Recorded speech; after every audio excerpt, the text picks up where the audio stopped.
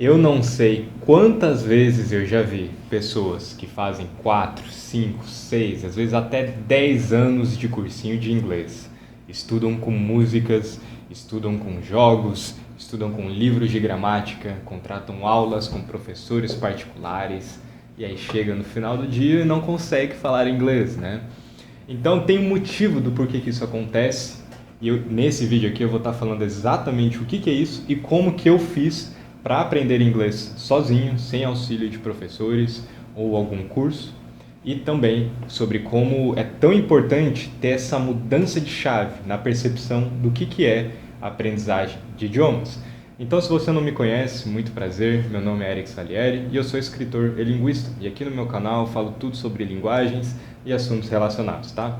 Mas então, o primeiro ponto é entender o seguinte: eu vou bater nessa tecla até que você entenda de uma vez por todas. A fluência, ela não é um objeto que se conquista, tá certo? Então você não pode fazer um curso pensando que você vai ficar fluente no final desse curso. O curso ele é um complemento, porque o que realmente importa é você ter estados de fluência frequentes. Veja que eu disse estados de fluência e não que a fluência é. Ou então, por exemplo, eu não posso dizer, eu sou fluente em inglês. Apesar de eu conseguir falar inglês tranquilamente, eu não posso dizer que eu sou fluente em inglês. O que eu posso dizer é, na maior parte do tempo, eu estou fluente em inglês. Porque perceba, a questão da fluência é você conseguir se expressar, entender e ser compreendido dentro daquele idioma. Então esse é um assunto muito importante que você tem que entender. Esse é o primeiro passo para entender basicamente tudo que representa aprender o idioma. E se você não entende isso, então é claro, todo aquele contexto que eu citei no início do vídeo, de estudar por vários anos, fazer escolinha de inglês, estudar com músicas e jogos e não sei o que, tudo isso vai servir de muito pouco para você. Porque você vai estar visualizando a fluência. Então, por exemplo, você busca métodos, você busca materiais para ser fluente, para conseguir virar fluente em inglês. E esse é um erro gravíssimo. Porque a mentalidade, ela é muito importante e ela vai determinar o quão rápido você aprende naquele idioma. Porque perceba, enquanto nós temos, de um lado, o que seria a luz, né, o lado luz da aprendizagem, que é você incorporar no seu dia a dia, você estudar sem estudar, ou seja, você está consumindo materiais e nem percebe, você está assistindo um filme em inglês sem ver legenda, você está escutando música sem ver a letra, você está vendo vídeos de notícias, vlogs ou o que quer que seja, o material que você goste naquele idioma e nem percebe, não precisa usar o tradutor. Isso é você estar em um estado de fluência muito frequente, porque você não precisa meio que aquecer o seu vocabulário ou a sua prática para conseguir executar aquele idioma. E o lado sombra é quando você tem muitos esforços ativos, sabe? Da forma como eu divido a aprendizagem de idiomas, é no ativo ou passivo. Ou seja, o que seria uma prática ativa? Uma prática ativa é quando você pega, senta, vou ler esse livro aqui sobre gramática. Aí você está lendo o livro, está estudando, você grifa, você faz anotações. Isso é um estudo ativo, certo? Então você está fazendo um esforço manual, mental, para realizar aquela atividade. O passivo seria, por exemplo, você ver um filme, você escutar música, escutar um podcast, um audiolivro. Isso é um estudo passivo porque você não está tendo ações concretas, você não está gastando tanta energia assim. E aí você me pergunta, mas o passivo funciona realmente? Então, esse é o tema central do vídeo e como eu aprendi. Então, beleza, agora que você já sabe que a fluência ela não é um objeto a ser conquistado, que há diferenças entre você ter um esforço ativo e passivo, agora eu vou contar um pouquinho sobre a minha história no inglês e o que me fez chegar até aqui. When I was a child, all of my friends studied English and they did English schools, and I was jealous of them because I didn't have the money to pay for a school, for an English school. So I was very sad, right? I was unmotivated. I didn't have any reason to study English because every effort that I made, my friends made jokes about me. Okay, so the way I learned English was playing games, and not any games. I played World of Warcraft and Warcraft 3, and I used them to understand how the characters made the voice lines and how they speak, how they pronounce words, and I tried to imitate them.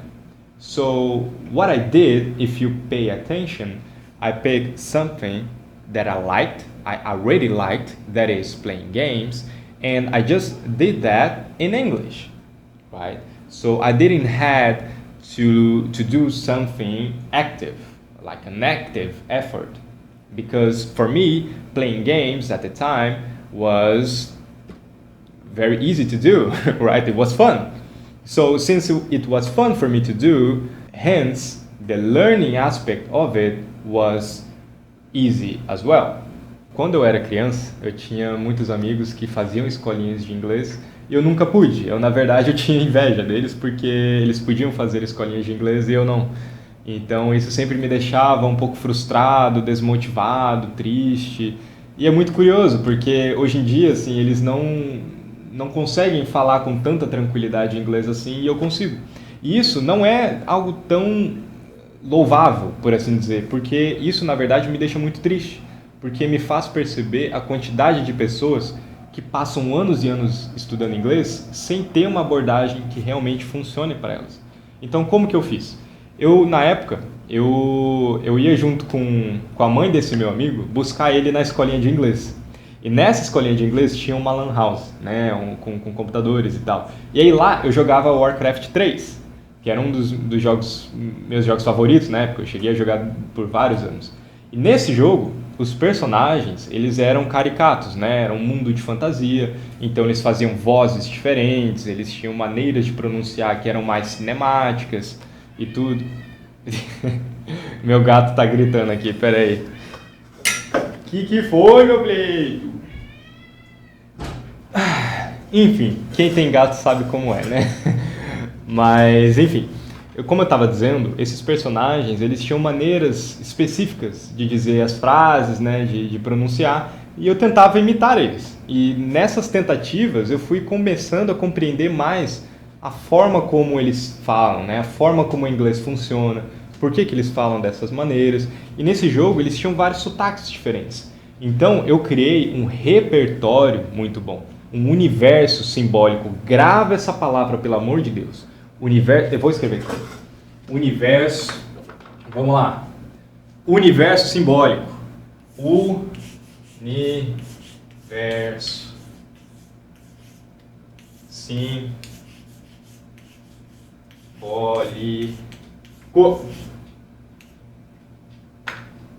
Ok? O universo simbólico, gente, o que seria isso? O universo simbólico é quando você tem referências na sua mente de informações que você pode fazer associações. Perceba, então eu tenho esse livro aqui, certo? Curso de Linguística Geral. Esse, na verdade, foi o primeiro livro que introduziu a ciência da linguística, em 1950, publicado por Ferdinand Saussure. Isso daqui foi a minha introdução ao universo da linguística, né? Mas o ponto, o que acontece? Aqui, ele fala bastante sobre signos. O que seria o signo? Então, por exemplo, eu tenho a árvore, certo? Que é o objeto, a árvore, e tenho a palavra árvore. Então, ainda que em árvore, em português, seja árvore, em inglês seja tree, em outros idiomas seja outras palavras para aquilo, todas elas dizem do mesmo símbolo, do mesmo significado, que é a árvore. Então, quando você constrói um universo simbólico, você está construindo tudo que não é aquela palavra, que não é o idioma. Olha que confuso, né? Que paradoxo. Então, a forma como eu estudei inglês foi tudo menos aprendendo inglês propriamente. Foi construindo um repertório de sons, de animações, de vozes, de sotaques, de atitudes, de cenas, porque dentro do jogo tinha cenas, né? Então tinha cinemáticas, assim, eram muito populares as cinemáticas da Blizzard na época. Então, tudo isso constrói um universo de referência, um universo simbólico, para que eu consiga lembrar das palavras. Então, por exemplo, por que você acha que é muito mais fácil você lembrar de um filme ou de uma série do que algo que você estudou? Porque dentro da série, o que ela tem? Sons, cenas, tem ação, tem movimento, Tem a vida, é um retrato, um recorte da vida que você consegue lembrar. Então é muito mais fácil.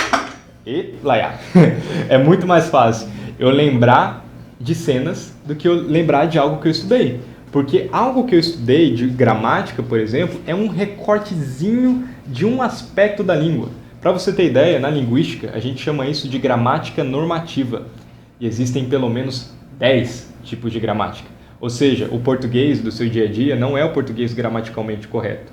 A única vez que você utiliza o português gramaticalmente correto, verdadeiramente, é em alguma prova, certo? Porque no chat do WhatsApp, conversando com seus amigos, eu tenho certeza que você não fala certinho, né? Até porque seria um pouco estranho, assim. Formal demais, né? Nossa, por que você está falando você ao invés de VC, por exemplo? Então, assim, a gente tem que desprender essa ideia de que a linguagem, ela é gramática.